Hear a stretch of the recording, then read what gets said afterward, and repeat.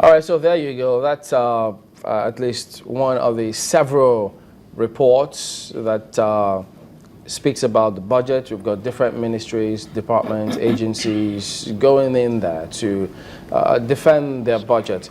Well, that's what we're focusing on this morning. We're starting with that one today. And we're joined by Nicholas Ibekwe, who is the Deputy Head Investigative Desk of Premium Times. He's been doing some digging into the budget, and so we'll just share, he'll start preliminary with your findings in this budget before we now go deep into the figures. What did you notice with this budget?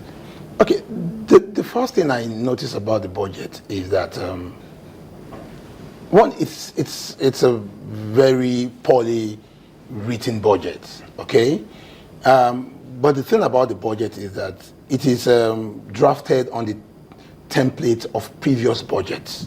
So it's more like a copy and paste thing. But what set this budget apart negatively, I must say, is that the line items, the money, I mean, some of the figures for the proposed fund for some of the projects on the line items have been astronomically inflated. And you could also find out that the drafter of the budget didn't get their priorities right. Okay, so it's a budget that is flawed in almost every aspect of the budget.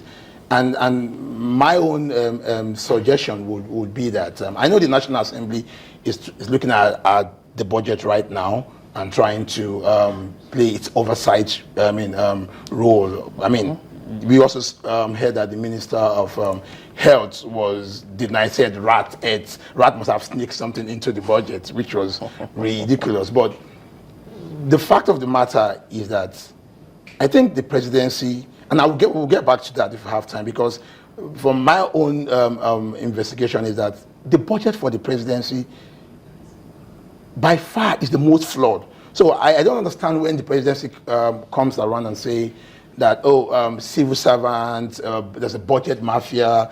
That, of course, we know that there has been a budget mafia over the years. If you look at the Jonathan's budget too, Jonathan's administration budget, they are as flawed as this. Frivolous allocations, I mean, not getting priorities right. Of course, there's a budget mafia.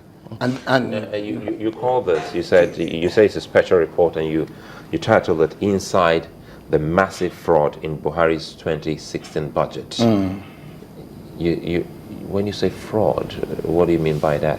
Yeah, when I say fraud, inside the massive fraud, because the intent to commit fraud is also as good as committing fraud itself. Because if ordinary Nigerians, because I must also say that why we were able to look at this budget, some of these flaws we saw in this budget, whereby ordinary Nigerians who went on social media and was trying to analyze the budget and was trying to look at some of this line figure, and they found some of the line item curious. So if people had not started talking, if journalists like myself had not done this report, if people on social media have not started pointing out the budget with hashtag like budget of Nyam, budget of corruption and all that, this budget would have passed. And if the budget had passed in the way it is, billions of naira in these hard times would have gone into the pocket of some people somewhere. So it is an intent to commit fraud. And if you look at some of the line items, for instance, the presidency is budgeting over 500 million naira to connect cable to the restroom of drivers in the at the presidency. Driver's restroom. Yeah, driver's restroom, and to also connect cable from generator to one of the guest house number 9. Do you understand that? How could you spend 500 million naira to do that kind of a connection? So that, in itself shows that somebody somewhere, the presidency is budgeting 600 million naira for electrical fittings. You know, sometimes one wonders when you look through those items. I mean, some of those figures, when you look at them, they could actually confuse you because you'll be shocked and surprised at what these figures are allocated for. Look at that one, for instance, 30.8 million for State House rent. And you know, you ask yourself, even if they copy and paste, do they think that this kind of budget would have gone through and passed? But the funny thing is that the State House rent, we must also say this, there was a State House rent in the 2014 budget, and there was a State House rent in the 2015 budget. So somewhere somebody has been inserting the State House rent in and has been taking the money. That's why I said it is a fraud, because there's the intent to commit fraud. Because over the years, people have been putting these allocations and have been keeping the money for themselves. You know, so they think they can pass it again this year, and because that's what they have done over the years. And gone away with it. And gone away with it. So they think they could do it this year again and also go away with it. Let's look at, I want us to look at them bit by bit. I'm going through your publication. And the first you put there is Vice President Oshibajo and multi-million naira books. What did you find out there? Okay, this is one of some, I mean, well, the budget in itself is disheartening as a whole. But this particularly is very disheartening because it has to do with education. I mean, okay, 4.9 million naira was budgeted for books to the office of the Vice President. Last year, 7.5 million naira was budgeted for the same item for books. But the figure itself is, you say 4.5 million, it's not outrageous or something. But what we did was we now looked at we now looked at premiums. That's what we did. We now looked at what are the allocations for books in some of these in some of these federal government-owned institutions, schools. We found out that for the federal polytechnics, there are 22 of them. Only 11 of them has allocation for books, and the total of the allocation for the 11 federal polytechnic is just 3.8 million. So it is not even, so the Vice President has more allocation for book than 11 federal polytechnics. You can imagine how many students use the library in those 11 federal polytechnics.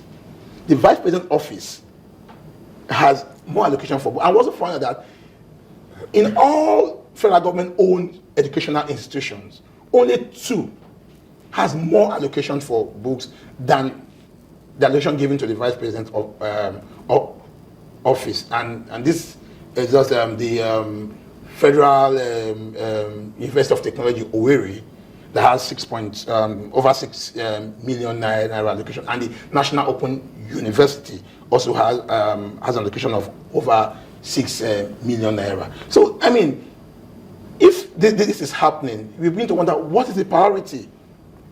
Are we saying that the Vice President will read more books than all the institutions of the federal polytechnic would? And the same thing goes for the allocation for health as well. The State House Clinic, 3.8 billion naira was budgeted for the State House Clinic.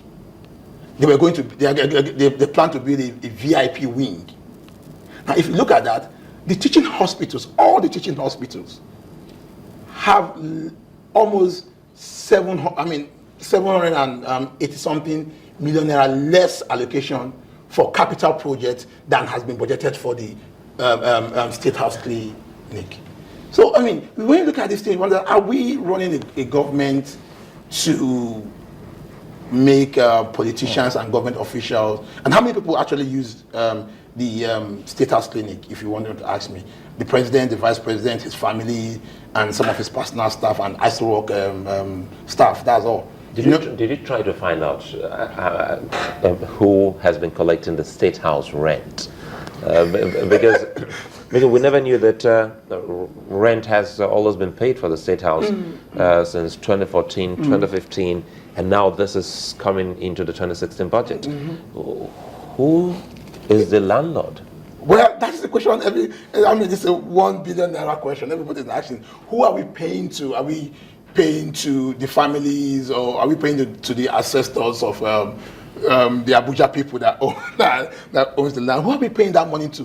What I mean, and the government has not come to explain what that rent is. That money is meant for rent. We're talking about 22 million naira here, or if I get 30.8 million. yeah, for rent. So